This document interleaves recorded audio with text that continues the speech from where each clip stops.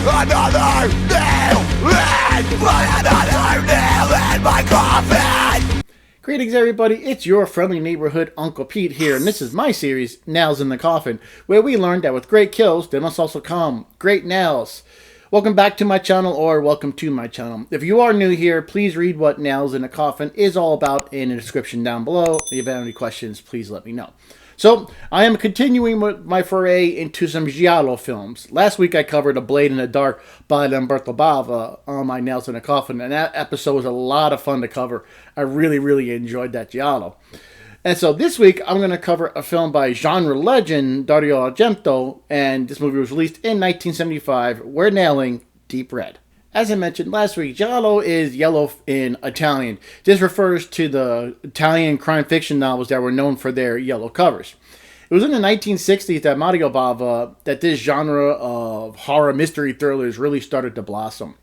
Dario Argento does an excellent job with this mystery thriller, and I also can't forget to mention the excellent score by Goblin, a true favorite of Dario Argento and a legend of the genre, I would say. So, sit back, relax, grab a glass of red wine as we get ready to nail Deep Red. After a cold open where we see the silhouette of a murder take place, then a bloody knife falling to the floor, followed by a pair of legs of what appears to be a young child. We're now at a parapsychology conference run by Professor Giordani. His guest at this conference is psychic medium Helga Ullman. She's displaying her psychic abilities for the audience, and she knows this man's names in the audience and everything in his pocket. Now, while performing her talent, she gets a bad premonition of violent murders of someone in the audience. We then see someone donning a pair of black gloves, a staple in many giallo. While Helga is leaving the venue, she mentions that she also heard a child song. Meanwhile, she is being watched by this mysterious person. Later that evening, while Helga is home, talking on the phone about how exhausted she is and that she really needs to get some rest, as she ends a conversation, the doorbell is rung, and she gets up to answer the door, but before she grabs the handle, she gets another vision, and she shrinks back in fear for a moment. Then the door bursts open, and Helga is hit in the chest with the meat cleaver. She's trying to crawl away as the killer is slowly stalking towards her. Then he hits her 2 more times with the meat cleaver in the back. He's then looking around the apartment for something. The scene then jumps to Marcus, a jazz musician who is walking outside along the street. He looks up, sees Helga standing by the window calling for help, and then the killer hits her again with the meat cleaver, ending her life for good. Helga gets the first set of nails in Deep Red, and I'm giving her 2 nails in a coffin. She got a premonition right as she was about to open a door, and she did back away in fear to process this, but as soon as she was doing this, the door was busted open, and she was immediately attacked with the meat cleaver, seeing her hit at least 3 to 4 times. Now, she wasn't dead yet, because then we next see her standing by the window to get some help. Then the killer finishes off. So she did fight to stay alive. She got back up to her feet after 4 brutal hits with that cleaver. So not knowing what she saw in that vision, I really can't base anything off of that. But I really didn't see her do anything stupid here that aided in her demise.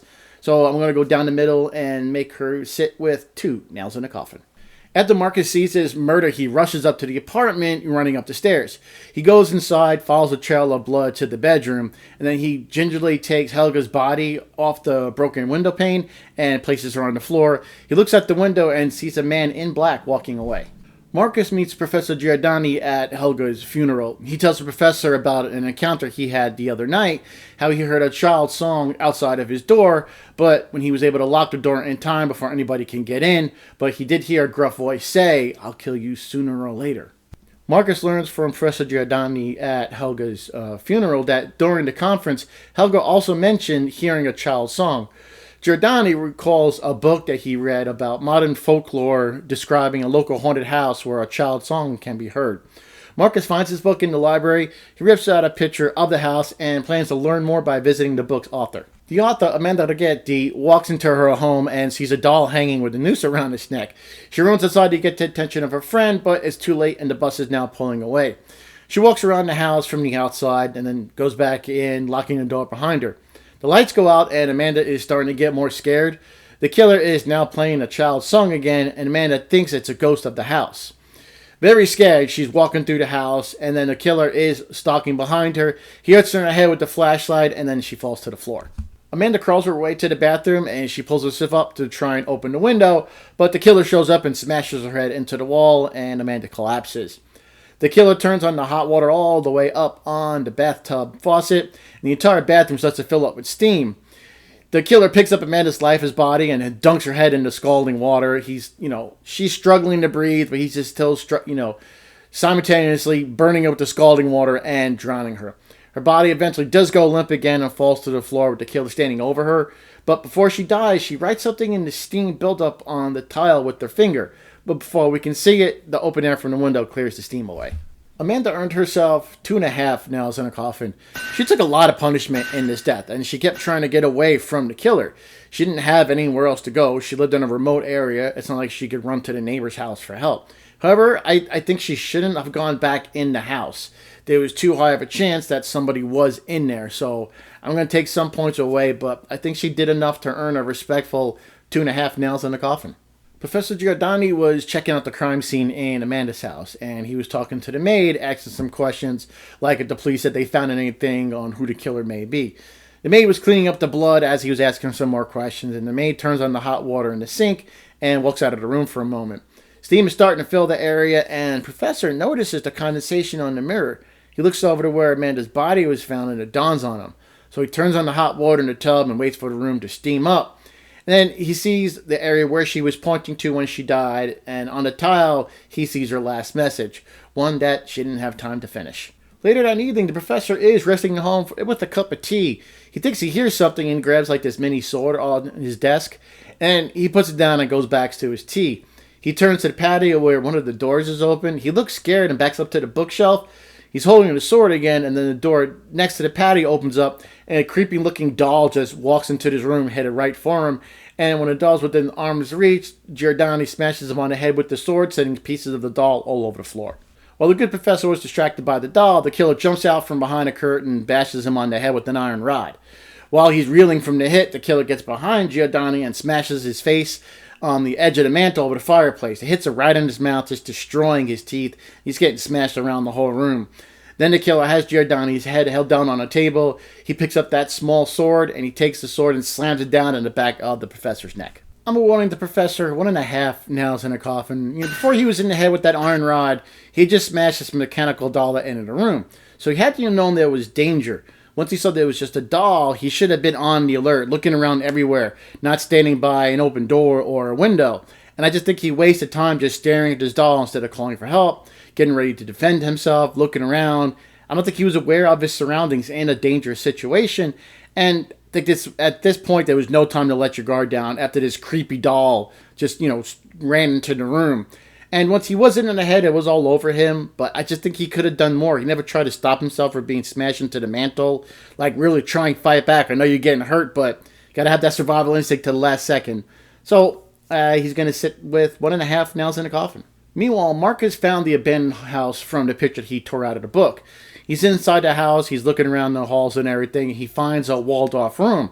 So he breaks down this walled-off room. He's looking inside the flashlight until he does find a desiccated corpse. While Marcus is staring in shock at the sight of this corpse, he's hit in the back of the head and knocked out. He comes to, and the house is on fire. His friend Gianna is there, and she arrived in time to save him after she received a message from him about him investigating this house. Their investigation eventually leads them to the school where Marcus confronts Carlo. Carlo is the friend he ran into the night of Helga's murder outside of her apartment. Carlo has a gun pointed at Marcus, and he's about to shoot him. Just then the police arrive, stop Carlo from killing Marcus, and Carlo takes off running. While evading the police, Carlo runs out into the street and he is hit by a garbage truck. His leg gets caught in a length of rope and the truck drags him for a few blocks, and every turn the truck makes, Carlo just gets smashed against the curb. Eventually, the truck realizes this and stops, and Carlo is, close to dead. Just then a car drives towards him and crushes his head. Carlo earned himself a nice fat 1 nail in the coffin. All too often in movies, we see somebody running from a threat and they run right into traffic. And they never look at what's out in front of them. If you have a threat chasing you and you're about to run into the street, that's the main avenue of danger at the point. All you have to do is look in front of you. Carlo could have run down the sidewalk instead of running into the middle of the street. If someone is chasing you, you don't need to constantly look behind you. If you do, you only need to do so for a second and then keep going forward. I've said this before on Nails to the Coffin episodes. You can run a lot faster when you're looking at what's in front of you, while you keep looking backwards, which is going to 100% slow you down.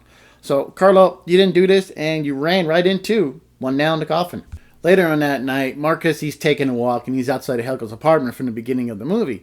He's kind of puzzled, thinking Carlo couldn't have killed Helga since he was out on the street with them when he saw her killed. So he goes back out to the apartment to look around, and then dawns on him that he did in fact actually see the killer's reflection in the mirror that night. The real killer appears behind Marcus. It's Martha, Carlo's mother. She blames Marcus for Carlo's death, and we learn from Martha that she was crazy and her husband wanted to get her some help from the hospital. Martha didn't want to go back there, so she picks up a knife and stares her husband in the back, killing him in front of Carlo. This was a silhouette shot we saw at the start of the movie, and I'm going to give Mr. Manganiello 2 nails in a coffin. You know, he was stabbed in the back while he was walking away, and from what we saw, he really didn't seem like an abusive husband or anything. He just wanted his wife to get some help. So I didn't see him do anything stupid. He was attacked from behind, really without any provocation. So not much he could have done here, so I'm going to have to go down the middle and give him 2 nails in the coffin. Marcus is attacked by Martha when she swings at him with the meat cleaver. Marcus dodges his attack and runs out of the apartment. She runs after him and swings at him again right by the lift. He dodges this attack and he's able to kick her into the lift's cage where her necklace gets caught. Marcus starts the lift and Martha is now trapped as her necklace tightens around her throat as the lift lowers, eventually removing her head from her body. Martha is the final death in Deep Red, and she's the last to get nailed, and I'm going to give her 1 nail in the coffin. Her attacks on Marcus were just lame. She was too wild with them. You know, all she did was waste time with exposition instead of just killing him when she had the chance. Another common mistake we see in slashers. When the necklace got caught, she had time to pull her head out of the necklace. It was a fairly long one, and I think she should have pulled like her life depended on it, which it did to get this thing off. I think the necklace should have broke, but I understand this is a movie and they have to have it kill the villain in an interesting way. But when the necklace was cutting into her throat where her hands are, the first thing she did should have get her fingers in there and try and relieve the tension somehow to break it. But she really did none of this, so she's only going to get 1 nail in the coffin. Here we go, ladies and gentlemen. Those are all my nails in the coffin for Dario Argento's Deep Red. Here's a summary of all the nails I've awarded. The average nails in a coffin for Deep Red is 1.58 nails, which is very close to the nails in a coffin average for the movie I covered last week, Mario Bava's A Blade in the Dark, which had an average of 1.5 nails in the coffin. Thanks for watching. If you can please like, comment, share, and subscribe, you know the usual, help me grow this channel. I will greatly, greatly appreciate it. And I will see you here next week, and I continue on with nailing some more Giallo films. Take care, stay safe, and be good to each other. I am your friendly neighborhood Uncle Pete, and remember, with great kills, there must also come great nails.